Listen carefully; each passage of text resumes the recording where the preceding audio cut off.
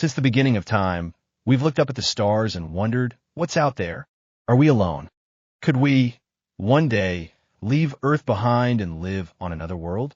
These questions have fascinated humanity for centuries. And now, for the first time in history, the idea of living beyond Earth isn't just science fiction. It's becoming a scientific possibility. But that brings us to a much bigger, more complicated question. Are we really ready for space colonization? When we imagine life on another planet, the first place that comes to mind is Mars. Our red neighbor, cold, distant, yet strangely familiar. Scientists have studied Mars for decades, sending rovers, landers, and orbiters to unlock its secrets. It's a harsh place, freezing temperatures, deadly radiation, an atmosphere that offers no protection for human life. But buried beneath the surface is water ice. There's potential to extract resources, to build shelters, to one day call Mars home. The moon is also back in the spotlight. It's closer, easier to reach, and could become humanity's first permanent outpost beyond Earth. NASA's Artemis missions are laying the groundwork, aiming not just for short visits, but for sustainable human presence on the lunar surface.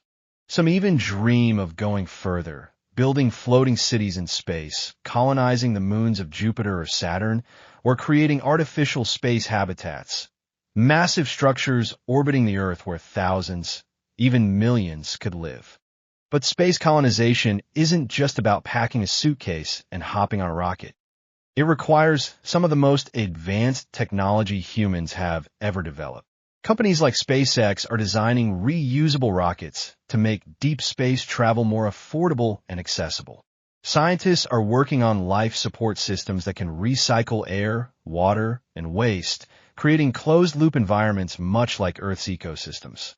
We need to solve the problem of space radiation, find ways to grow food in alien soils or in space greenhouses, and ensure that astronauts can survive and thrive in environments far more dangerous than anything we've experienced on Earth. But even if we overcome the technological challenges, there are deeper questions, ethical questions, that we simply can't ignore. What happens if we bring bacteria or microbes from Earth to another world? Could we contaminate a planet like Mars before we even discover if life existed there? Who gets to decide who leaves Earth and who stays behind? Will space become an opportunity for all humanity, or a playground for the rich and powerful? Who owns space? The Outer Space Treaty says no nation can claim celestial bodies, but as private companies race to mine asteroids and establish bases, the rules of space are being tested in ways we've never seen before. And of course, there's the ultimate question. Should we even be doing this? Should we spend trillions exploring and colonizing space while so many problems remain here on Earth? Poverty, inequality, climate change, conflict? Or could space colonization actually help solve those problems, giving humanity a backup plan, new resources, and the inspiration to work together as one species? The truth is, we are partially ready. The rockets, the robotics, the space stations, they're all moving forward. But the human body and mind weren't designed for space. Isolation, microgravity, radiation, they all take a toll. Space is not a comfortable place. It's dangerous, it's unforgiving, and it's expensive.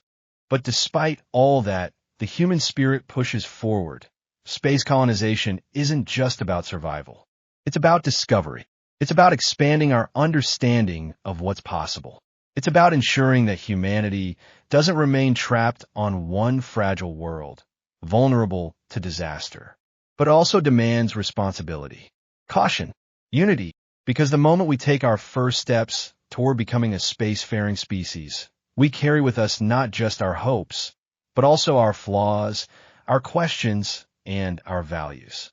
So, are we ready to leave Earth behind and become a multi-planetary civilization? Technologically, maybe soon, but socially, ethically, and collectively, the real work is just beginning. The future is out there, and whether we're ready or not, it's coming fast. Like, share, and subscribe.